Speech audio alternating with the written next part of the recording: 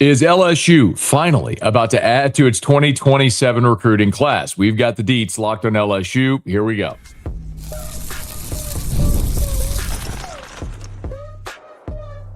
You are Locked On LSU, your daily podcast on the LSU Tigers. Part of the Locked On Podcast Network, your team every day.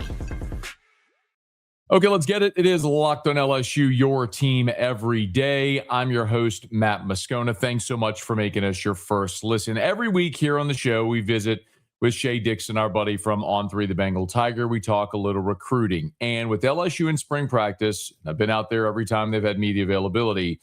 There have been recruits out there at every practice. So finally, you're starting to see the visitor list pick up. You're starting to see the intentionality shift toward this 2027 class, and hopefully Lane Kiffin and the Tigers start to pop some commitments. Well, you might have seen over the weekend that Lane Kiffin did, in fact, tweet the tiger emoji. Well, that is sort of symbolic of he got a commitment. Well, since that happened, there hasn't been a commitment made public. There has, however, been an LSU target who made his commitment date public, and it's coming up in less than a week. April the 20th, Brilland Calla of Cecilia is set to announce his commitment, and I think we can probably deduce that the player who is visiting LSU, Lane Kiffin, tweets the tiger emoji, and then shortly thereafter announces his commitment date. We can probably assume that Brilland Calla is likely that guy who's next to commit. Well, we called on Shea Dixon from On 3 The Bengal Tiger to give us all the scoop on Calais from Cecilia. One of my favorite players in Louisiana in this class, and he's a top 10 kid in Louisiana, ranked as a top 5 athlete by Rivals, the industry rankings, in this 2027 class. So these kids we're talking about are juniors, but will be seniors in the fall and signing in December. So the current class of recruits, and top 125 overall player in the country, regardless of position. And LSU likes him at receiver. And he's got a final 6, is what he told Hayes Fawcett, with Rivals. But he also said the decision date's April 20th. So we're less than a week away. Much like Ahmad Hudson, that's an expedited timeline. He had scheduled out a bunch of official visits for the coming months, really, and said, look, I'm ready to shut it down. Will a Cecilia kid leave? And he's got great options all over the place. I don't think so. This is funny enough, or maybe ironically, however you want to call it. It's been an LSU Ole Miss battle, and it's a benefit to LSU. Yes, mostly that he's from Louisiana, but that now the staff that's recruiting him, George McDonald, the receivers coach, Lane, they were already recruiting him while at Ole Miss 4 months ago or whatever it was, as he played through his junior season. So he's talked about that relationship just becoming a lot stronger. And I think that kind of what tipped the scales maybe towards LSU was, at least for me, when Lane got on the road and went to Cecilia to see him in late January when the portal ended. And then simultaneously, he came back and saw the whole staff on campus. And since then, he's been on campus a handful of times. And Ole Miss, Frank Wilson, they want him badly. I can't see this one not going LSU's way right now. Let's just be honest. We're talking about a receiver from Louisiana. The LSU staff wants him from the Acadiana area. My guess is this is going to go well for LSU. And again, as you heard Shea say, this LSU staff was recruiting him when they were the Ole Miss staff. So Calais, 6'1.5", 200 pounds, so a bigger wide receiver. He is a consensus 4-star. The Rivals industry ranking, the composite, has him number 124 nationally, the 5th best athlete in the country. And again, I always tell you, if you're an everydayer, you've heard me say it a million times, I'm less concerned with the ranking or the star rating or any of that stuff. I'm more interested in who is recruiting you. Well, we know LSU and Ole Miss are there. Ohio State, Texas A&M, Miami, Mississippi State, Houston, Oklahoma. Dude's got offers from all over, big-time programs. He's a big-time prospect, and this staff wants him. Great. I also look at receiver for LSU as probably a position that in the next cycle, where LSU went so heavy in the portal at receiver, In the next high school cycle, it's probably one where they may focus a little more heavily. Just consider the classifications of this year's receiver class. Now, you remade that room, right? I mean, you have one scholarship receiver returning, and that's Philip Wright. That's it. Every other scholarship receiver from 2025 is gone. Philip Wright is the only one. So, but you look at that room, Jace Brown is a senior. Trey Brown is a redshirt junior. Trey Wilson, redshirt junior. Jackson Harris, redshirt junior. Roman Mothershed, redshirt junior. Tyree Holloway, redshirt junior. Malik Elzy, redshirt junior. Means those are guys that are in their going to their fourth year of college, could leave. Now, you have younger talent at the position as well. I mentioned Philip Wright. Corey Barber is obviously an incoming freshman that you have. Jabari Mack is an incoming freshman. Braden Allen is a freshman who's not yet on campus from LCA, who's going to play receiver for you. So the point being, you have some young talent, and I think some of those redshirt juniors, those fourth-year players, will likely come back. I don't think all of them are going to be gone, but stand to reason going into this season, this coaching staff looked and said, all right, we need guys that have played college football. You're remaking the entire room, so they needed experience. They went and got it. You got some good young talent as well. So, but point being, they have to have an emphasis, very likely, when we get to the December signing period, on high school receivers for the class of 2027. Yes, they could always go in the portal and supplement there, but you got to start rebuilding that room. It'll be interesting to see what the freshmen in this year's class may do. Guys like Corey Barber, who's already on campus as an early enrollee going through spring and is having a fantastic spring so far. Now, Shea Dixon, you heard him say there, talked about Calais and his commitment date coming up on the 20th, and he also alluded to Ahmad Hudson's commitment date. Well, Ahmad Hudson is the number one tight end in the country, a top 10 overall player in the country out of Ruston, has narrowed his list down to two. It's LSU and Nebraska. Shea Dixon is going to give us the deets on Ahmad Hudson and another five-star out-of-state offensive lineman, one of the top offensive tackles in America, who's visiting LSU. We'll have the latest as we continue here. It is Locked on LSU, your team every day. Workplace chaos, deadlines stacking up, inbox overflowing, and the one position you have to fill is sitting open. When the pressure's on and you need the right hire, this is a job for Sponsored Jobs. Indeed, Sponsored Jobs helps you reach the people who actually fit what you're looking for. Skills, experience, location, so you're not just hoping the right candidate stumbles across your post. And here's the stat that says it all. In the minute since we've been talking, companies like yours have made 27 hires on Indeed. That's according to Indeed data worldwide. So if you're hiring, spend less time searching and more time interviewing candidates who check all your boxes with Indeed Sponsored Jobs. And listeners of Locked on LSU will get a $75 sponsored job credit to help get your job the premium status it deserves at Indeed.com/podcast. Just go to Indeed.com/podcast right now. Support our show by saying you heard about Indeed on Locked on LSU. That's Indeed.com/podcast. Terms and conditions apply. Need to hire? This is a job for Indeed Sponsored Jobs.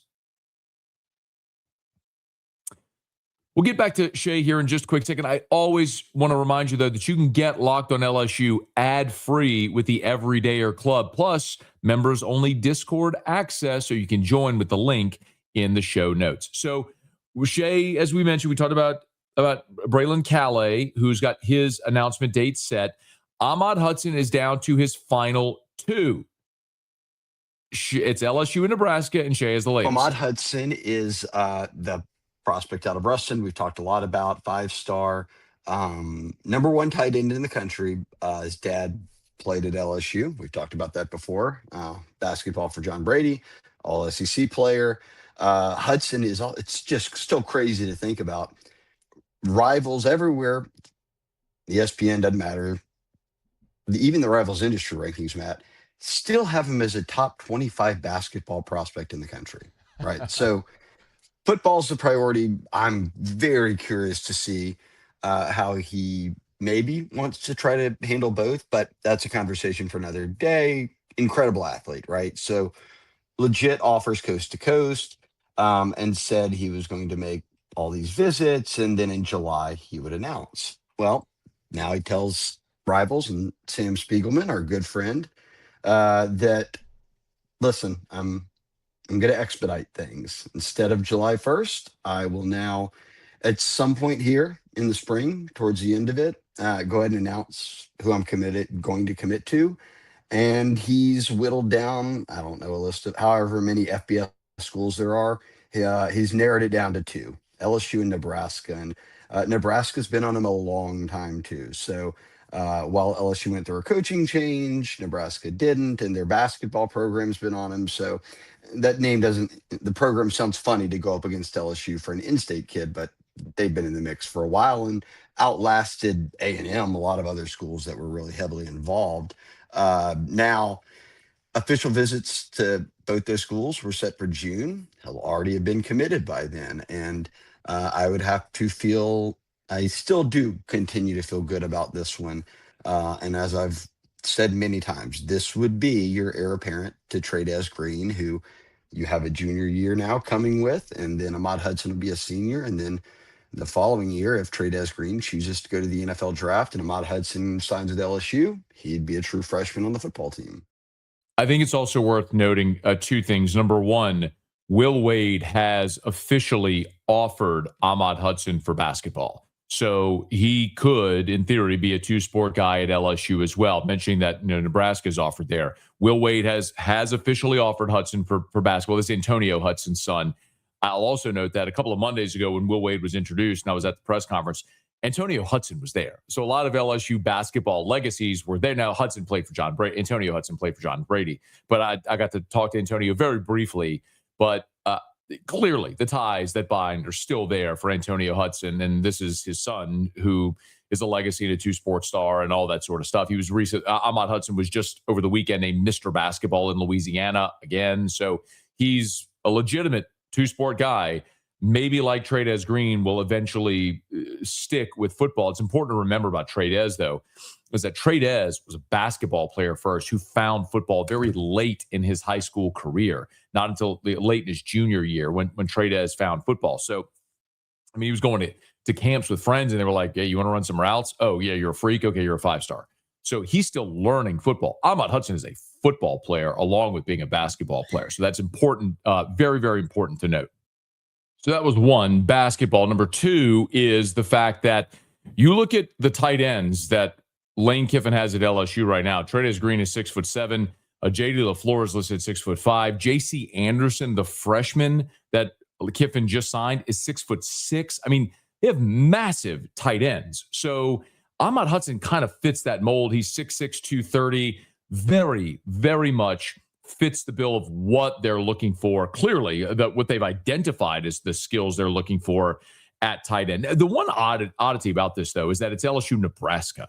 And so I asked Shay, like, how did, I mean, LSU Bama, LSU Oklahoma, LSU Georgia, LSU Texas A&M, LSU Oregon, like any of that would make sense. LSU Nebraska? I think beyond the football staff rule and that staff and some connections they have in the player personnel department to Louisiana, how long they've been on him. Remember, J.R. Belton was the one who handed out an offer when he was like in 8th grade, going into 9th grade, because he was like, look, we got to get on this kid. Word up in North Louisiana is he's going to be that guy. And they offered then. And Nebraska was on him early. But Hoiberg, is that right? Hoiberg, who's their coach now? Yeah, Hoiberg. They've been on him heavily for basketball. Now, McMahon had offered. Obviously, Will Wade just gets here, but that's kind of what put them in there. I don't know if I can't speak to like A&M and Southern Cal and them were in this, but I don't know where he stood on Bucky's basketball board at A&M or anything like that. I do know, though, at Nebraska, the pitch is very much you can play both sports. So Shea Dixon kind of spelling it out there for Ahmad Hudson, who's down to LSU and Nebraska, and it sure feels like LSU is in an awesome spot for Ahmad Hudson. Now, there's another big, both literally and figuratively, prospect that's coming to LSU's campus. So this weekend, it's an oddity. They've restructured some of the recruiting rules, and you will have official visitors on campus this coming weekend. LSU's going to scrimmage in Tiger Stadium. That's new. Remember, typically you would have summer OVs, and then you'd have official visits. before the February signing period, in February, now in December, if guys could swing it with their high school season. But you're going to have official visits in April.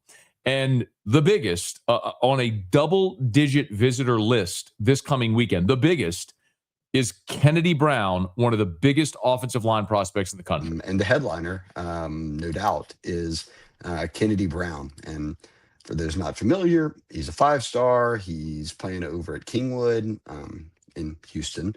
But 6'4", 285, offensive tackle, left tackle, number 2 offensive tackle in the country, and on the Rivals industry rankings, top 10 overall player. So no matter what position, this is one of the 10 best players who is part of this 2027 cycle. Again, all the guys going into their senior year that plan to sign in December. So that's keep an eye. Look, we've talked about it, and they've only had 2 commits, right? Like we talked about Brilland Calais just now. I think that could be 3, but it's still behind a lot of other schools. I would say let's just wait and see how this kind of wave of officials goes, and then you get into July and all of a sudden you're caught up. But boy, this is a big one, Matt, and there aren't picks in anywhere here, like not to Texas. Oregon's all over him. No one has put their neck out quite yet and said, hey, this is where he's going. And I think it's because Kennedy Brown is knowing, hey, look, I'm the number 2 OT out there. I've got offers from everybody. I am going to go check out all my top schools and then narrow it down from there. Again, a guy from the Houston area, Kennedy Brown, as Shay mentioned, looks 6'4", 285. In the composite, he's the number 10 overall prospect in the country, so that's regardless of position.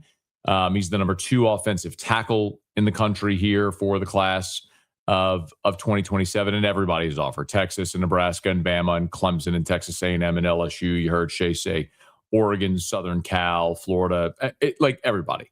But Oklahoma, Ohio State, Notre Dame, Georgia, Tennessee, Michigan, Ole Miss. I just go down the list. I mean, it's literally everybody. Kennedy Brown will be able to go wherever he wants to go in America, and the number 10 overall prospect in the country, regardless of position. The only player at his position that's ranked higher is one we talked about last week, Mark Matthews from St. Thomas Aquinas down in Lauderdale, who is thought to be very heavy Miami lean. Well, LSU has gotten visits now from will after this weekend, will have had visits from the top 2 offensive tackles in the country. And even if you don't end up landing Matthews, maybe Kennedy Brown wouldn't be a bad consolation prize. And I'll remind you, the thing LSU can certainly sell is immediate playing time, because Jordan Seaton is going to be out at LSU after this season. Very likely, right? He'll be a one and done at LSU, off to the NFL.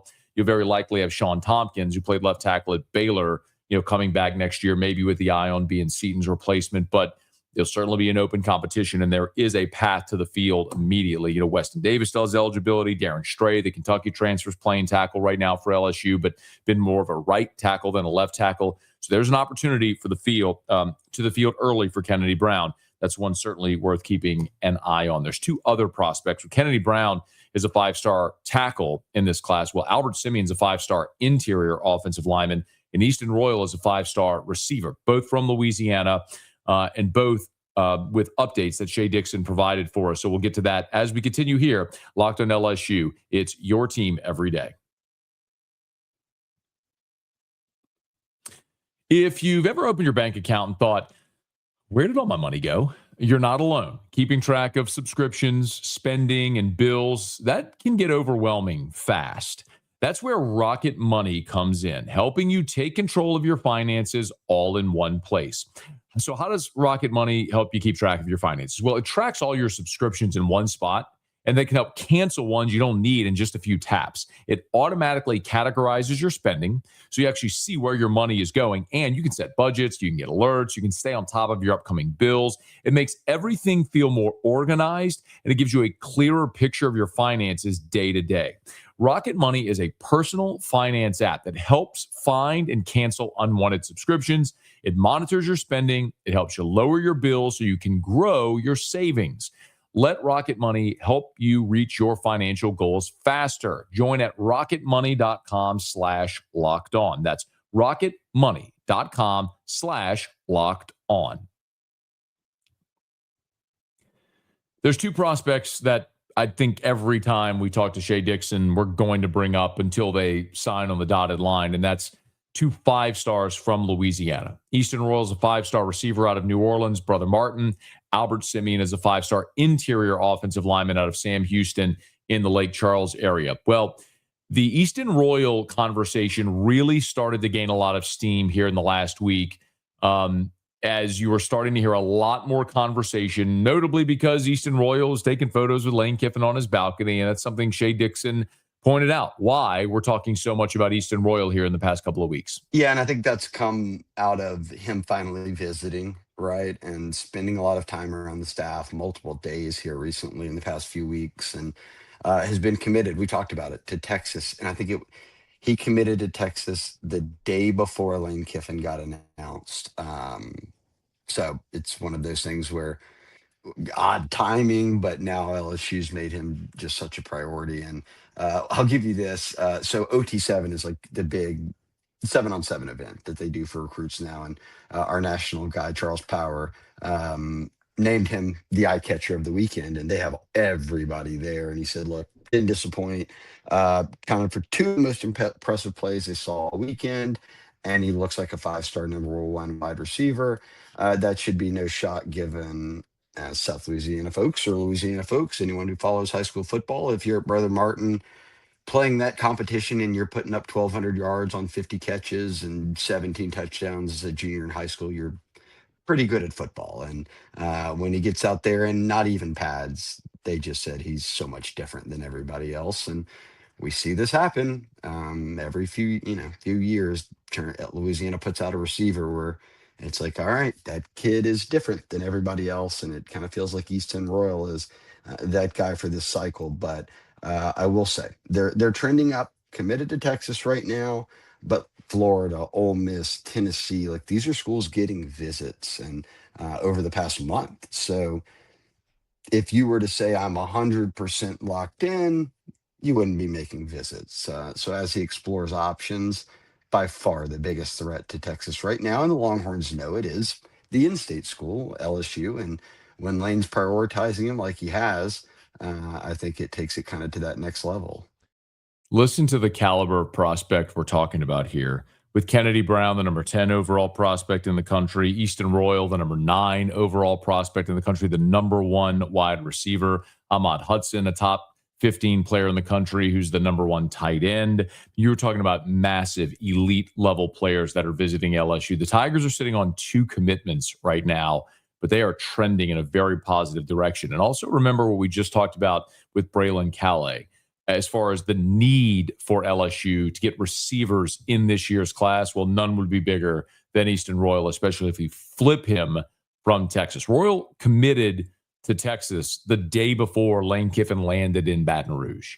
So they've done a lot of work since then to turn that recruitment, and everybody can see sort of where that is trending. They need to stay on him, obviously. And then the update on Albert Simien, the 5-star interior offensive lineman from Lake Charles. Super intriguing recruitment for me. LSU had been on him forever, but now you've got a new coaching staff, right? And Ole Miss isn't one of his final teams, so it wasn't Norris, Kentucky, where the O-line coach Eric Wolford came from. So it's new relationships being put together here. And ironically, that hasn't been the case because they were recruiting a lot of Louisiana guys, and then a lot of the national guys they were recruiting at Ole Miss, they just kept recruiting here. So you kind of carry it over, but he's been really upfront about it. I mean, his quote was, I see LSU so differently, and I mean it through, and I'll quote him. He just said, understanding this new coaching staff is not just about, oh, it's a new staff. It's, I play O-line. What are y'all's techniques? What type of offense do you run? Does my style fit? Where do you like me?